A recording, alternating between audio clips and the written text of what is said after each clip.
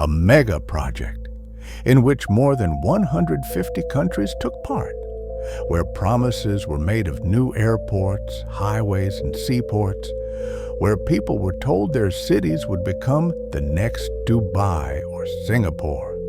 But today, those dreams lie incomplete. Many nations are buried in debt, and many projects stand like ruins. Once again, welcome to Brain O Video, friends. This was China's biggest global project, the Belt and Road Initiative, BRI. Once called the project of the century, today it is being called a geopolitical disaster. The dream begins. In 2013, Chinese President Xi Jinping announced the BRI.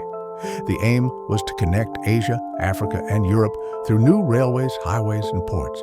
The idea sounded so massive that the whole world was stunned. More than 140 countries showed interest. Poor nations rushed to take loans from China. Very quickly, China poured in $1.2 trillion into the project. But this is where the real story began. The hidden agenda BRI wasn't just an infrastructure plan. It was China's geopolitical and economic strategy. Inside China, industries had grown too big. Millions of engineers were graduating every year, but there weren't enough jobs. So the plan was simple.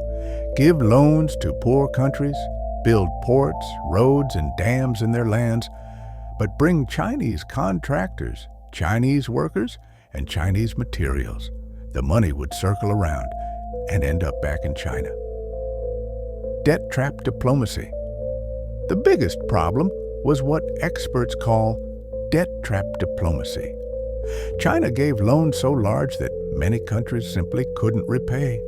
And when they failed, they had to hand over their land or critical infrastructure.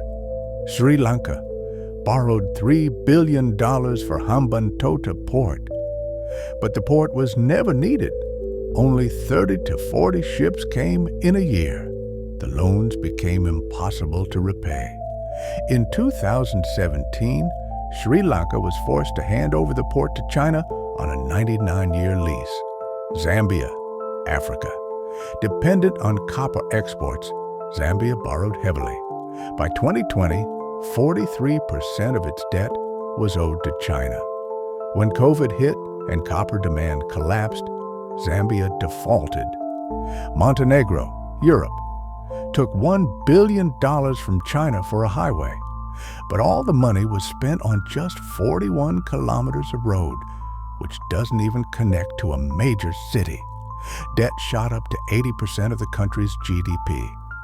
Pakistan, CPEC, a $60 billion mega plan with promises of jobs and electricity. But most projects stalled. Gwadar Port is now mostly under Chinese control.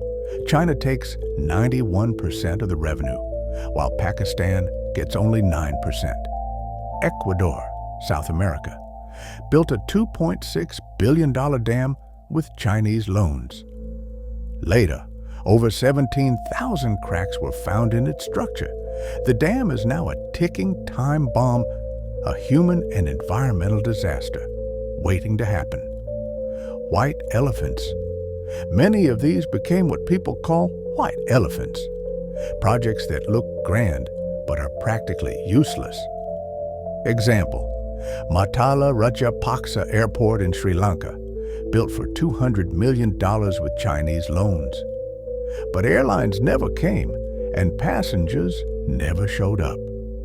Today it's called the world's emptiest airport, where sometimes elephants walk across the runway. The global backlash. Slowly, the BRI magic started to fade.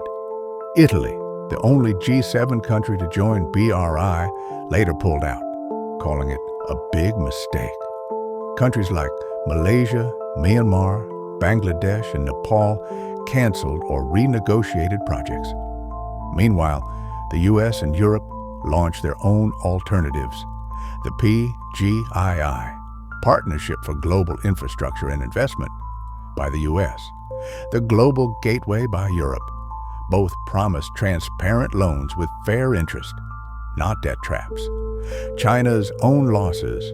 After 10 years and trillions of dollars, the Belt and Road Initiative is now seen as one of modern history's biggest foreign policy failures.